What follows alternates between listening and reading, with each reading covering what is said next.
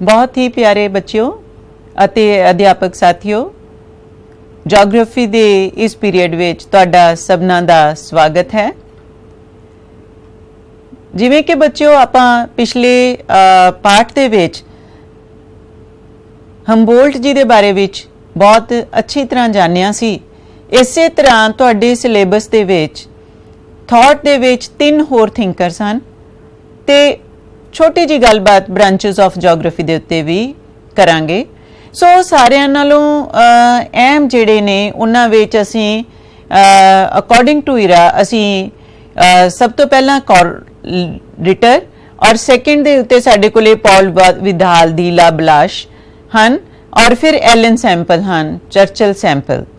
ਸੋ ਇਹ ਤਿੰਨ ਜਿਹੜੇ ਨੇ ਮਹਾਨ ਜਿਓਗ੍ਰਾਫਰਸ, ਇਹਨਾਂ ਦੇ ਬਾਰੇ ਵਿੱਚ ਤੁਹਾਨੂੰ ਜਿਹੜਾ ਜਾਣਨ ਦਾ ਮੌਕਾ ਮਿਲੇਗਾ ਕਿ ਜਿਓਗ੍ਰਾਫੀ ਜਿਹੜੀ ਸੀ ਉਸ ਦਾ ਇਤਿਹਾਸ ਕਿਵੇਂ ਟਾਈਮ ਦੇ ਨਾਲ ਗਰੋ ਕੀਤਾ ਤੇ ਕਿੱਧਰ ਨੂੰ ਅੱਜ ਜਿਹੜੇ ਅਸੀਂ ਹਨ ਉਹ ਕਿਹੜੇ ਥਾਟ ਦੇ ਉੱਤੇ ਅਸੀਂ ਕੰਮ ਕਰ ਰਹੇ ਹਾਂ ਤੇ ਕਿਵੇਂ ਇਹ ਕੰਟੀਨਿਊਸਲੀ ਵਿਦ ਦਾ ਟਾਈਮ ਜਾਂ ਹਾਲਾਤਾਂ ਦੇ ਨਾਲ ਇਹ ਲਗਾਤਾਰ ਬਦਲਦਾ ਜਾ ਰਿਹਾ ਹੈ।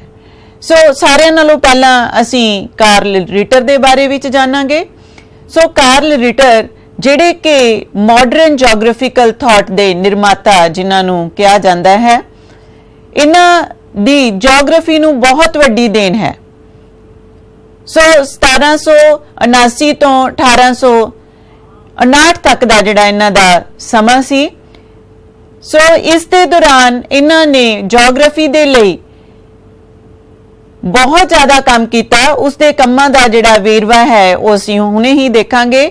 ਸਭ ਤੋਂ ਪਹਿਲਾਂ ਤੁਸੀਂ ਇਹਨਾਂ ਦੇ ਜੇ ਜਨਮ ਦੀ ਗੱਲ ਕਰਦੇ ਹੋ ਤਾਂ ਇਹ ਜਰਮਨੀ ਦੇ ਰਹਿਣ ਵਾਲੇ ਸਨ। ਪਹਿਲੇ ਨੰਬਰ ਦੇ ਉੱਤੇ ਤੁਸੀਂ ਇਹ ਨੋਟ ਕਰ ਲਓ ਕਿ ਕਾਰਲ ਰਿਟਰ ਜਰਮਨੀ ਦੇ ਰਹਿਣ ਵਾਲੇ ਸਨ ਤੇ ਕੁਇਡਲਿਨਬਰਗ ਨਾਮੀ ਸਥਾਨ ਸੀ ਜਿੱਥੇ ਇਹਨਾਂ ਦਾ ਜਨਮ ਹੋਇਆ ਸੀ। ਕਿਹੜਾ ਸਥਾਨ ਸੀ? ਕੁਇਡਲਿਨਬਰਗ। ਸੋ ਮੇਰੇ ਖਿਆਲ ਦੇ ਵਿੱਚ ਅਧਿਆਪਕ ਅਤੇ ਬੱਚੇ ਜਿਹੜੇ ਨੇ ਆਪਦੇ ਨੋਟਸ ਦੇ ਲਈ ਤਿਆਰ ਰਹਿਣਗੇ। ਸੋ ਕੁਇਡਲਿਨਬਰਗ ਤੇ ਨਾਲ ਸਾਡੇ ਕੋਲੇ ਇਹ ਜਨਮ ਜੋ ਹੈ 7/8/1779 ਦੇ ਵਿੱਚ ਕਾਰਲ ਰਿਟਰ ਜੀ ਦਾ ਜਨਮ ਹੋਇਆ। ਸੋ ਇਹ ਪਲੇਸ ਹੈ ਜਰਮਨੀ ਦੇ ਵਿੱਚ ਜਿੱਥੇ ਕਿ ਇਹਨਾਂ ਦਾ ਜਨਮ ਹੋਇਆ। ਜੇ ਇਹਨਾਂ ਦੇ ਸਕੂਲੀ ਜੀਵਨ ਦੀ ਗੱਲ ਕੀਤੀ ਜਾਵੇ ਤਾਂ ਇਹਨਾਂ ਨੂੰ ਜਰਮਨੀ ਦੇ ਬਹੁਤ ਵਧੀਆ ਸਕੂਲ ਦੇ ਵਿੱਚ ਐਡਮਿਸ਼ਨ ਮਿਲਿਆ ਔਰ ਉੱਥੇ ਜਿਹੜੇ ਉਸਤਾਦ ਸਨ ਉਹ ਉੱਚ ਕੋਟੀ ਦੇ ਸਨ। ਉਹਨਾਂ ਨੇ ਇੱਕ ਜਿਓਗ੍ਰਾਫਰ ਦੀ, ਇੱਕ ਛੋਟੇ ਜਿਓਗ੍ਰਾਫਰ ਦੀ ਨੀਂਹ ਰੱਖੀ ਉਹਨਾਂ ਦੇ ਉਸਤਾਦਾਂ ਨੇ ਤੇ ਉਹਨਾਂ ਉਸਤਾਦਾਂ ਦੇ ਵਿੱਚੋਂ ਇੱਕ ਉਸਤਾਦ ਦਾ ਨਾਮ ਹੈ JCF ਗਟਸਮਥ। ਸੋ ਨੋਟ ਕਰ ਲਓ ਬੱਚਿਓ, ਇਹ ਤਸਵੀਰ ਵੀ ਜਿਹੜੀ ਹੈ ਤੁਹਾਡੇ ਕੋਲੇ ਇਸ ਸਲਾਈਡ ਦੇ ਵਿੱਚ ਇਹ ਨਜ਼ਰ ਆ ਰਹੀ ਹੈ ਇਮੇਜ। ਸੋ ਇਹ ਇਹਨਾਂ ਦੇ ਗੁਰੂ ਜੀ ਦੀ ਹੈ ਔਰ ਇਹ ਐਸੇ ਗੁਰੂ ਸਨ ਜਿਨ੍ਹਾਂ ਨੇ ਜਿਓਗ੍ਰਾਫੀ ਦੇ ਬਾਰੇ ਵਿੱਚ ਇਸ ਨੂੰ ਗਿਆਨ ਦਿੱਤਾ ਅਤੇ ਦੱਸਿਆ ਉਹਨਾਂ ਨੇ ਕਿ ਮਨੁੱਖ ਅਤੇ ਵਾਤਾਵਰਣ ਦਾ ਆਪਸ ਵਿੱਚ ਕੀ ਸੰਬੰਧ ਹੈ।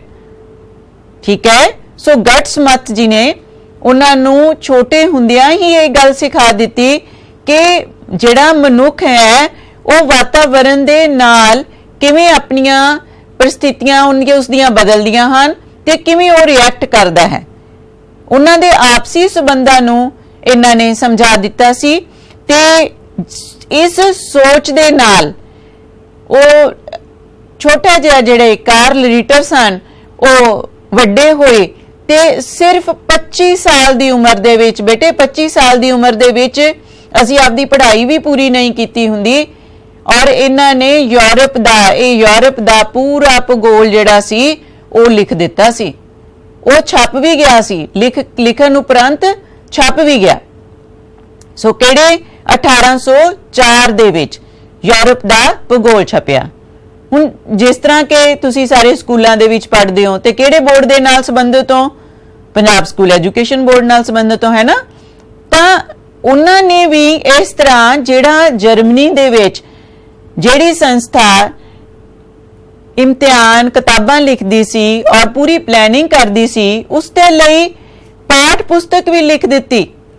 32 ਸਾਲ ਦੀ ਉਮਰ ਦੇ ਵਿੱਚ ਸਾਰੀ यूरोप ਦੇ ਭੂਗੋਲ ਦੀ ਪਾਠ ਪੁਸਤਕ ਬਹੁਤ ਵੱਡਾ ਉਦਮ ਸੀ। ਪਹਿਲਾ ਇਨਸਾਨ ਜਿਸ ਨੇ ਪਾਠ ਪੁਸਤਕ ਜਦੋਂ ਇੱਕ बेटे पढ़ा रहे होंगे हाँ तो उन्होंने एक विषय वजों शामिल कर लेना, किसी भी जिहड़ा खिलरिया होया समान है उसनूं एक जगह दे उत्ते इकट्ठे करके दे देना और फिर बच्चों का पढ़ना। देखो कितना महान एक कार्ल रिटर सी जिसने भूगोल की नींह रखी स्कूलों दे विच। याद रखोगे स्कूलों दे विच भूगोल की नींह रखन वाला कौन सी? Karl Ritter. मेरे ख्याल दे विच तुसी सारे इस चीज नूं समझ गए होंगे। नैक्सट बेटे जिहड़ी चीज है उन्होंने फिर नाल नाल जिवें हजे क्योंकि जे तुसी देखो तो बाहरले लोग ये नहीं है कि भी जी 25 साल की उम्र हो गई हुण असीं पढ़ाई का तक टाइम जिहड़ा वो पूरा हो गया, ऐजा नहीं कुछ बाहर हुंदा। उत्थे बजुर्ग लोग भी जिहड़े ने पढ़ना शुरू कर दिंदे है।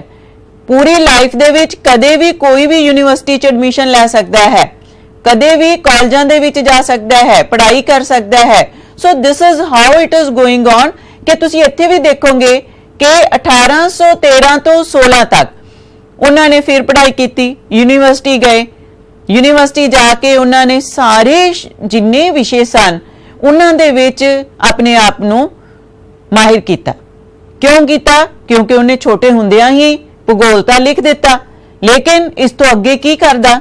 और मेरे ख्याल दे विच हुण तक दा सब तो महान जोग्राफर जिहड़ा है वो जिसने डिटरमिनिज्म दे उत्ते, ठीक है बेटे, डिटरमिनिज्म नीतिवाद, कुदरत बलवान है, कुदरत महान है, इस दे उत्ते उसने पहरा दिता, उसदा वो मुद्दई सी ते उसने 1819 दे विच फ्रैंकफर्ट जर्मनी दे विच प्रोफैसर दे अहुदे ते नियुक्त होया।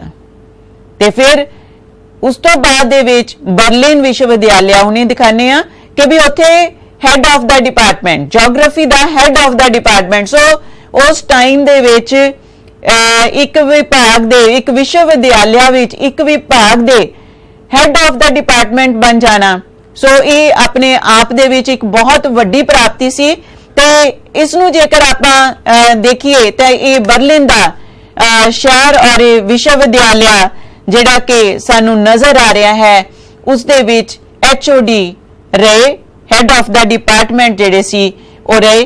ते इस दी खूबसूरती इस इलाके दी जो जर्मनी है और बर्लिन है तां उस दी खूबसूरती दा एक नज़ारा बेटे तुसी इत्थे देख रहे हो। इन्नी खूबसूरत जिहड़ा सी ये शहर ते उसने अपने इस पूरे समय दौरान जो उन्होंने विचारधारा अपनी डिवेलप की और कॉन्सैप्ट दिते उन्होंने दे बारे विच जरूर लिख लो कि ये अनुभव दा जिहड़ा भूगोल है ये अनुभवी ज्ञान है, ये साइंस है, इंपीरिकल। असी उन्हों महसूस करते हाँ, असी उसनों उसदे उत्ते क्रियावां करते हाँ, क्रियावां नूं समझते हाँ, वातावरण नूं समझते हाँ। सो उसने एक नैक्सट स्टैप की दिता, वो कहता कि भी जेकर ये समुची धरती जिहड़ी कि तुहानूं नजर आ रही है, ये समुची धरती दे उत्ते जे असी ध्रुवां नूं नहीं समझिया तां असी उच्च अक्षांशां नूं नहीं समझिया जोग्राफी दे विच। सो उच्च अक्षांशां नूं विस्तार पूर्वक जानन दे लई छोटे छोटे खेतरां दा ज्ञान जरूरी है। लिख लो कि जेकर असी धरातल दे रूप नूं समझना है तां उहदे विच पैंदे छोटे छोटे खेतर जिहड़े हन उन्हां नूं समझना बहुत जरूरी है। सो पहली गल जिहड़ी इन्हां ने कही भी खेतरी तालमेल चाहिदा है। मोटा करके खेतरी दा मतलब खेतर, खेतर अलग अलग जिहड़े ने खेतर हुंदे हन, है ना। ते जिवें यूरोप दे विच उन्हां ने अलग अलग खेतर अगे तुसी देख लोगे तां खेतरी जिहड़ी हैगी है स्टडी उन्होंने क्या है कि भी उसनूं समझो कादे नाल, जे तुसी जोग्राफी नूं समझना है ते नाल उन्हां नूं भी सानू समझना पवेगा। दूसरी गल कि जिहड़ियां साडियां सीमावां नियुक्त हुंदियां हन वो कुछ कुदरती भी हुंदियां हन, कुछ मैनमेड हुंदियां हन, लेकिन उहदे विच सब तो इंपॉर्टेंट बेटे किहड़ी है? कुदरत दी देन। अपने हिमालय ना रक्षा करदा है साडी, ਉਹ ਕੀ ਹੈ? ਉਹ ਇੱਕ ਕੁਦਰਤੀ ਦੇਣ ਹੈ। ਸੋ ਸਾਡਾ ਇੱਕ ਤੁਸੀਂ ਪੜ੍ਹਦੇ ਆਏ ਹੋ ਕਿ ਵੀ ਇਹ ਸਾਡਾ ਨਾਰਥ ਬੈਰੀਅਰ ਹੈ। ਈਵਨ ਭੂਗੋਲਿਕ ਤੌਰ ਦੇ ਉੱਤੇ ਵੀ ਜੇ ਅਸੀਂ ਸੋਚੀਏ ਠੰਡੀਆਂ ਹਵਾਵਾਂ ਤੋਂ ਸਾਨੂੰ ਰਾਹਤ ਦਿੰਦਾ ਹੈ, ਬਹੁਤ ਜ਼ਿਆਦਾ ਜਿਹੜੀਆਂ ਚਿਲਡ ਸਰਦੀਆਂ ਦੇ ਵਿੱਚ। ਸੋ ਇੱਕ ਬਾਉਂਡਰੀ ਦਾ ਵੀ ਕੰਮ ਕਰਦਾ ਹੈ। ਸੋ ਇਸੇ ਤਰ੍ਹਾਂ ਜੇ ਨਦੀਆਂ ਨਾਲੇ ਹਨ, ਇਹ ਵੀ ਸਾਡੇ ਜੀਓਗ੍ਰਾਫੀ ਦੇ ਜਿਹੜਾ ਉਦੇਸ਼ ਹੈ, ਜੇ ਜੀਓਗ੍ਰਾਫੀ ਨੂੰ ਅਸੀਂ ਬੇਸਿਕਲੀ ਸਮਝਣਾ ਹੈ ਨਾ, ਤਾਂ ਉਹਦੇ ਲਈ ਕੀ ਜ਼ਰੂਰੀ ਹੈ? ਉਹਦੇ ਲਈ ਬੇਟੇ ਸੀਮਾਵਾਂ ਜ਼ਰੂਰੀ ਹਨ। ਸੀਮਾ ਕਿਹੜੀ ਹੈ? ਜਿਹੜੀ ਕੁਦਰਤ ਨੇ ਦਿੱਤੀ ਹੋਈ ਹੈ, ਉਹਨਾਂ ਨੂੰ ਸਮਝ ਲਓ ਤੇ ਜੀਓਗ੍ਰਾਫੀ ਦਾ ਕਾਫੀ ਉਦੇਸ਼ ਜਿਹੜਾ ਹੈ ਉਹ ਪੂਰਾ ਹੋ ਜਾਂਦਾ ਹੈ। ਸੋ ਨੈਕਸਟ ਸਾਡੇ ਕੋਲੇ ਸਭ ਤੋਂ ਇੰਪੋਰਟੈਂਟ ਇਸ ਤੋਂ ਬਾਅਦ ਇਹ ਗੱਲ ਯੂਨਿਟੀ ਇਨ ਡਿਵਰਸਿਟੀ। ਉਸ ਟਾਈਮ ਦੇ ਉੱਤੇ ਉਹਨਾਂ ਨੇ ਕਹਿਤਾ ਸੀ ਕਿ ਵੀ ਭਾਵਾਂ ਜਿੰਨੀਆਂ ਮਰਜ਼ੀ ਚੀਜ਼ਾਂ ਅਲੱਗ-ਅਲੱਗ ਦੁਨੀਆ ਦੇ ਵਿੱਚ ਪਈਆਂ ਨੇ, ਪਰ ਜਿੰਨੀ ਦੇਰ ਤੱਕ ਉਹਨਾਂ ਦੇ ਵਿੱਚ ਏਕਤਾ ਨਹੀਂ ਹੈ, ਉਨੀ ਦੇਰ ਤੱਕ ਅਸੀਂ ਹੋਲਿਸਟਿਕ ਵਿਊ, ਸੰਪੂਰਨਤਾ ਦੇ ਨਾਲ ਪੂਰੀ ਧਰਤੀ ਨੂੰ ਨਹੀਂ ਸਮਝ ਸਕਦੇ। Got it? ਇਹਨੂੰ ਭਾਰਤ ਦੀ ਡਿਵਰਸਿਟੀ, ਯੂਨਿਟੀ ਇਨ ਡਿਵਰਸਿਟੀ ਸਾਡਾ ਲਕਸ਼ ਹੈ। ਭਾਰਤ ਨੂੰ ਇਸ ਤੇ ਮਾਣ ਹੈ, ਤਾਂ ਉਹਦਾ ਵੀ ਮੂਲ ਉਦੇਸ਼ ਕੀ ਸੀ? ਯੂਨਿਟੀ ਇਨ ਡਿਵਰਸਿਟੀ। ਵੱਖ-ਵੱਖ ਤਰ੍ਹਾਂ ਦੇ ਲੋਕ, ਵੱਖ-ਵੱਖ ਤਰ੍ਹਾਂ ਦੇ ਧਰਾਤਲ, ਪਰ ਉਦੇਸ਼ ਇੱਕ ਕਿ ਵਾਤਾਵਰਣ ਨੂੰ ਖਰਾਬ ਕੀਤੇ ਬਿਨਾ ਅਸੀਂ ਇਸ ਨੂੰ ਆਉਣ ਵਾਲੀਆਂ ਜਨਰੇਸ਼ਨਸ ਤੱਕ ਪਹੁੰਚਾਉਣਾ ਹੈ। ਯੂਨਿਟੀ ਇਨ ਡਿਵਰਸਿਟੀ।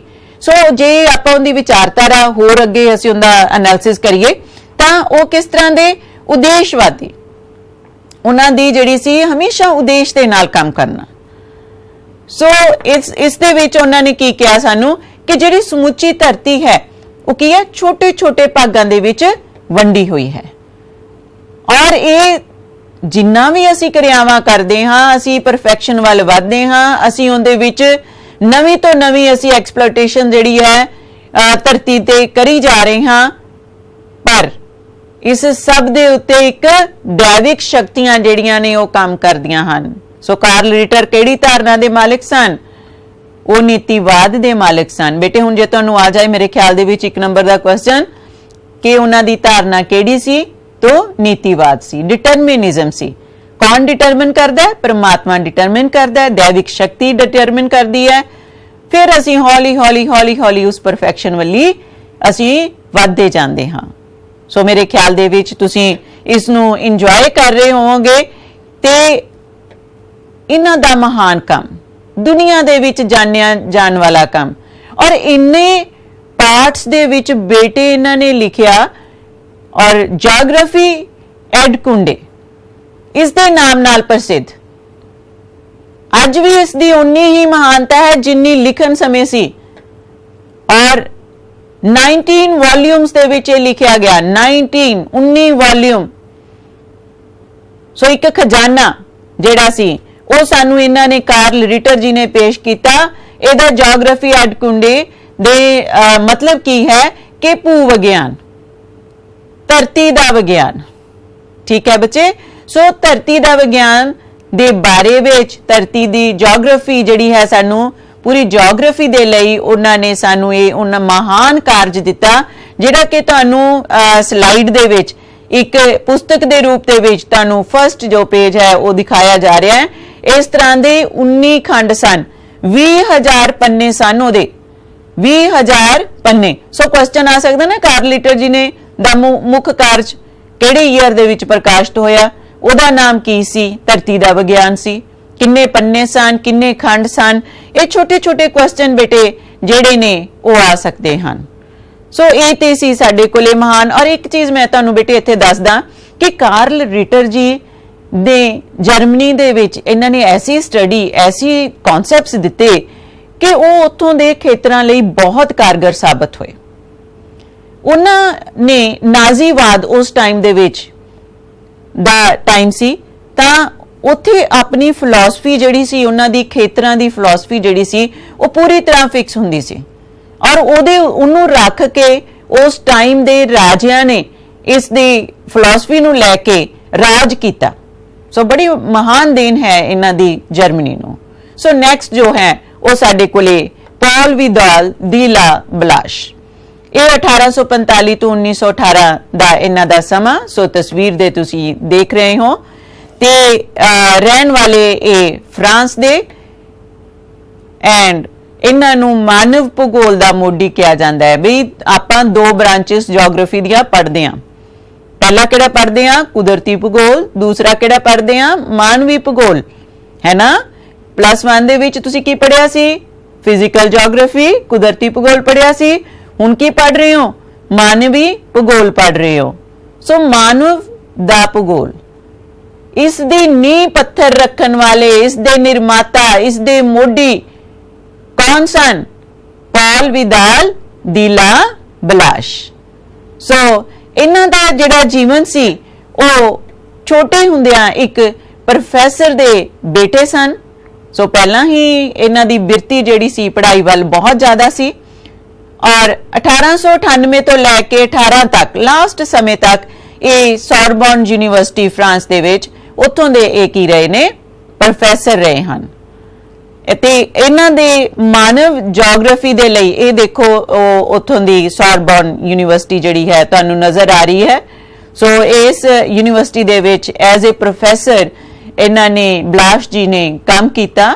ਸੋ ਉਹ ਸਭ ਤੋਂ ਵੱਡੇ ਜਿਹੜਾ ਬਿਲਕੁਲ ਆਪੋਜ਼ਿਟ, ਪਹਿਲੇ ਦੋ ਕੀਤੇ ਸੀ ਡਿਟਰਮਿਨਿਜ਼ਮ, ਹੁਣ ਅਸੀਂ ਕੀ ਕਰ ਰਹੇ ਹਾਂ? ਪੋਸੀਬਿਲਿਜ਼ਮ। ਪੋਸੀਬਿਲਿਜ਼ਮ ਮਤਲਬ ਨੀਤੀਵਾਦ। ਇਹ ਕਿਹੜੀ ਧਾਰਨਾ ਦੀ ਨੀਤੀ? ਇਹਨਾਂ ਨੇ ਕਿਹੜੀ ਧਾਰਨਾ ਦੇ ਮਦਈ ਸਨ?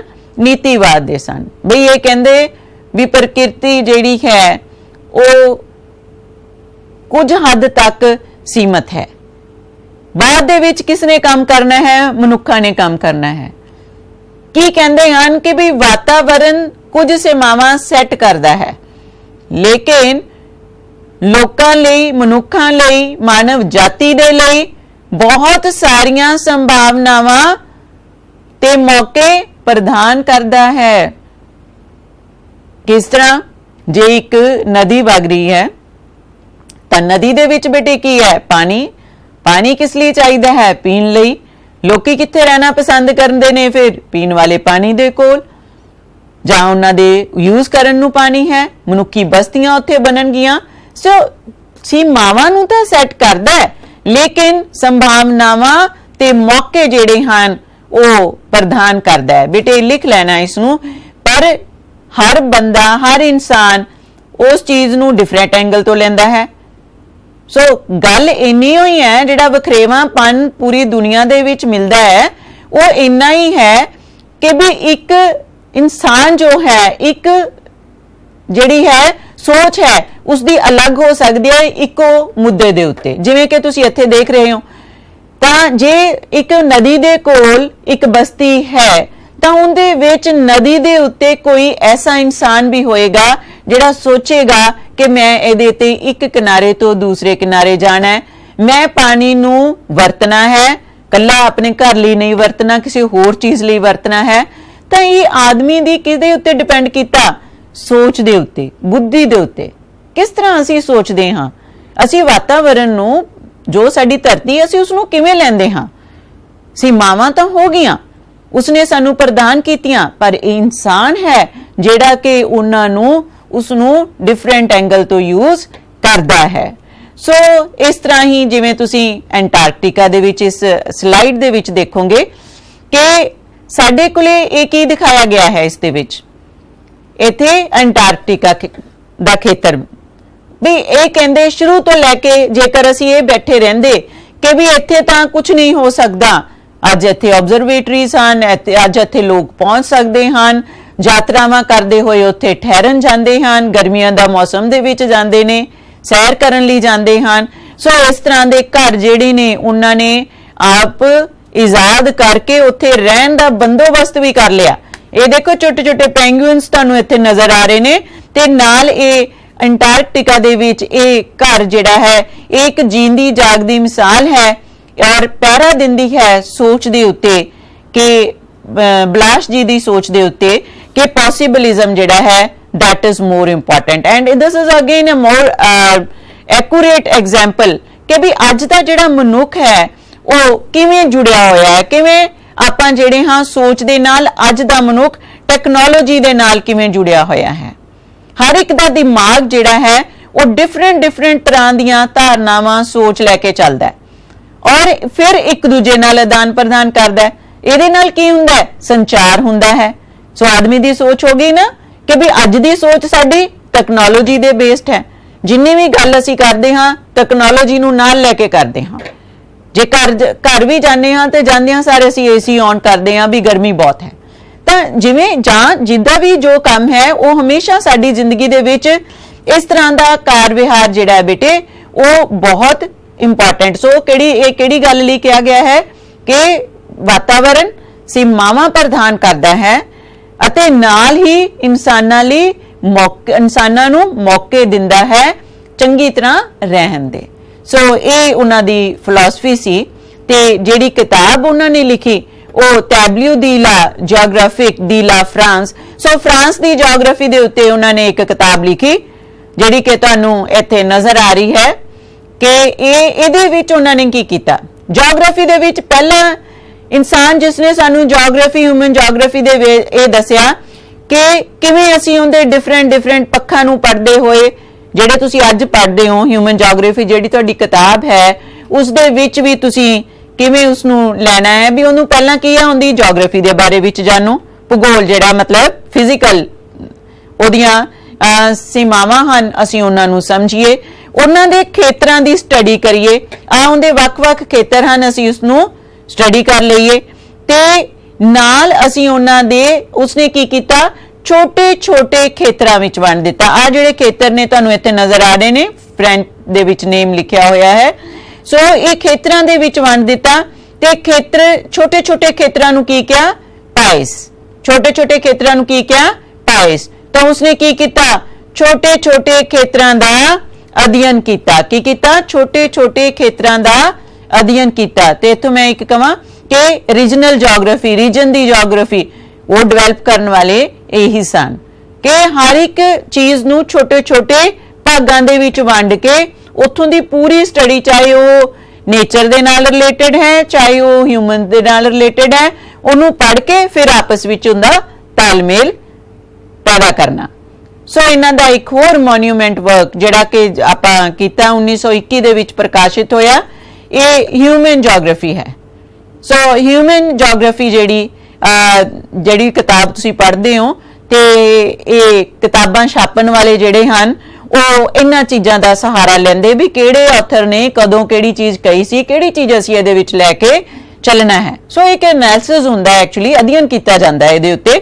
ਸੋ ਸਾਡੇ ਮਹਾਨ ਜਿਹੜੇ ਨੇ ਬਲਾਸ਼ ਜੀ ਉਹਨਾਂ ਨੇ ਸਾਨੂੰ ਉਸ ਟਾਈਮ ਦੇ ਉੱਤੇ principals of geography human geography ਦੇ ਉਦੇਸ਼ ਦੱਸਦੇ ਬਈ ਆ ਚੀਜ਼ਾਂ ਜਿਹੜੀਆਂ ਨੇ ਇਸ ਦੇ ਵਿੱਚ ਸ਼ਾਮਲ ਹੋਣੀਆਂ ਚਾਹੀਦੀਆਂ ਹਨ। ਸੋ ਮਾਨਵ ਭੂਗੋਲਿਕ ਕਾਰਕ ਹੈ। ਠੀਕ ਹੈ ਨਾ। ਆਪਾਂ ਕਹਿੰਦੇ ਆ ਵੀ ਭੂਗੋਲਿਕ ਕਾਰਕ ਇੱਕ ਜਗ੍ਹਾ ਤੇ ਕਹਿੰਦੇ ਆ ਕਿ ਭੂਗੋਲਿਕ ਕਾਰਕ ਹੀ ਮਾਨਵ ਬਣਾ ਦਿੱਤਾ। So human is supreme that's why it is ਪੋਸਿਬਿਲਿਜ਼ਮ।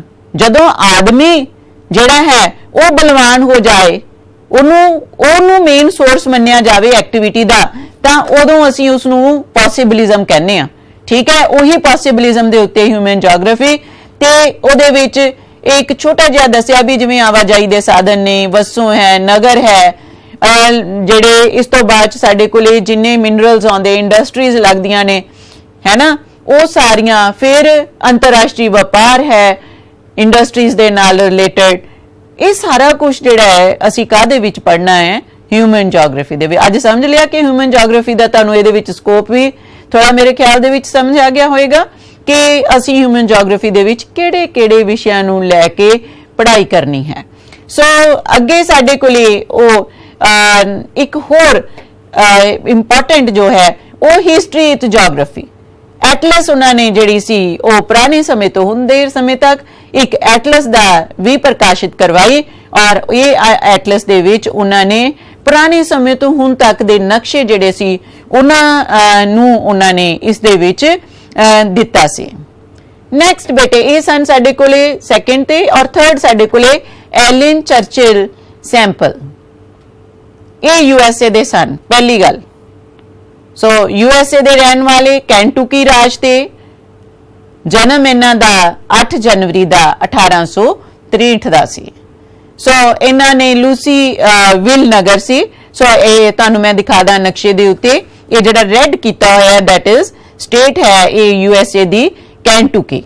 सो इहदे विच एक नगर लूसीविल, ते इस दे गुरु जिहड़े सन महान मानव शास्त्री बलाश भी ओदे इंप्रैशन अंडर आके ये सारा कुछ जो सानू उन्होंने दिता, गुरु फ्रैडरिक रैटज़ेल छोटे हुंदियां तो लैके सैंपल जी का सपना सी कि मैं इस इंसान तो पढ़ा।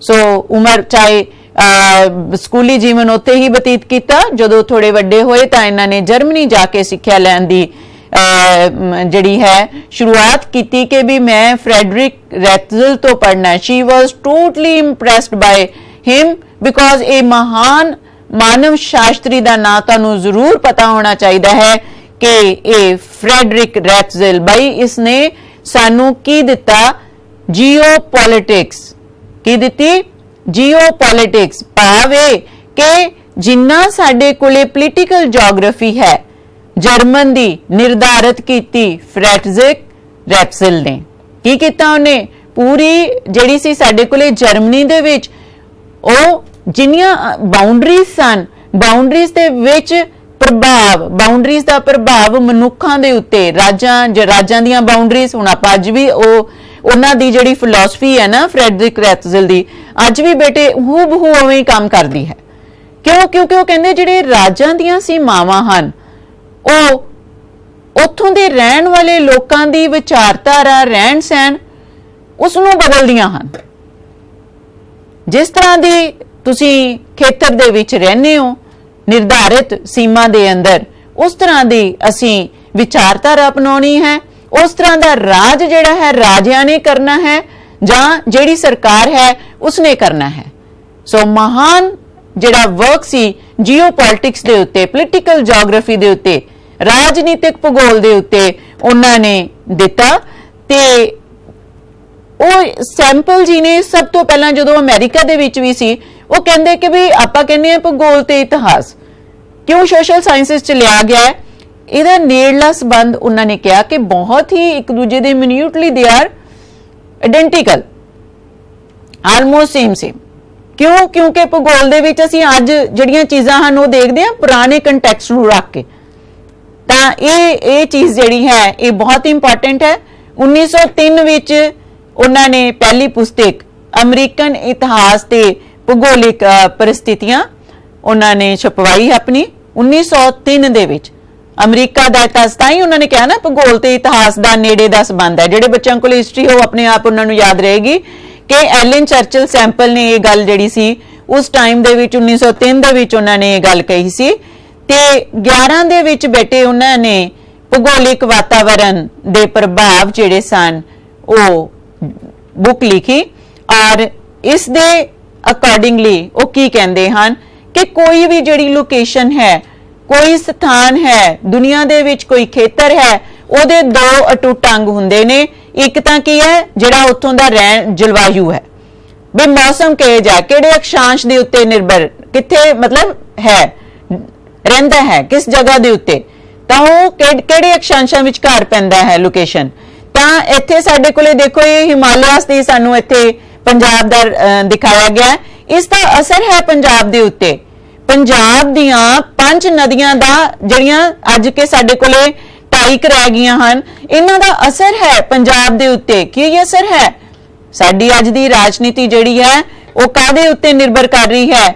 जदों कि पंजाब एक खेती प्रधान देश है तां इहदे विच इह फसलां जिहड़ियां ने इह काहदा नतीजा हन इत्थों दे जलवायु दा, इत्थों दीयां नदियां दा तां टूट अंग हो गया। और इत्थों दी जिन्नी भी जे किसानां दे विरोधी कोई भी गल लैके कोई सरकार राज करना चाहे तां वो नहीं कर सकदी। इत्थे ज्यादातर लोग किसानी दे विच लगे हुए ने, खेतीबाड़ी करते ने, तां वो पॉलिसीज तुहानू क्यों सबसिडी दित्ती जाती है? बई ये राजनीतिक अवस्थावां ये लोकां दी रग नूं समझदे ने, ठीक है। तां वो यही गल सैंपल जी कह रहे ने कि ये दो चीज़ां आपस विच इंपॉर्टेंट हन। ते जिन्नियां भी एक होर जिहड़ी अहम गल बेटे इत्थे है ना, तुलनात्मक स्टडी कीती ਕੰਪੈਰੀਟਿਵ ਸਟੱਡੀ ਦਾ ਕਨਸੈਪਟ ਜਿਹੜਾ ਸੀ ਉਹ ਸੈਂਪਲ ਜੀ ਨੇ ਦਿੱਤਾ ਕਿ ਵੀ ਦੋ ਚੀਜ਼ਾਂ ਨੂੰ ਇਕੱਠੀਆਂ ਰੱਖ ਕੇ ਉਹਨਾਂ ਦੋਨਾਂ ਦੇ ਵਿਚਕਾਰ ਕੀ ਡਿਫਰੈਂਸਸ ਹਨ ਇਹ ਦੱਸੇ ਜਾਣ, ਇੱਕ ਖੇਤਰ ਦੇ ਦੂਜੇ ਖੇਤਰ ਨਾਲੋਂ ਕਿਵੇਂ ਡਿਫਰੈਂਸ ਹਨ। ਠੀਕ ਹੈ, ਤਾਂ ਉਹ ਕਿਹਨਾਂ ਨੇ, ਉਹ ਸੈਂਪਲ ਜੀ ਨੇ ਸਾਨੂੰ ਦਿੱਤੇ। ਸੋ ਬੇਟੇ ਇਹ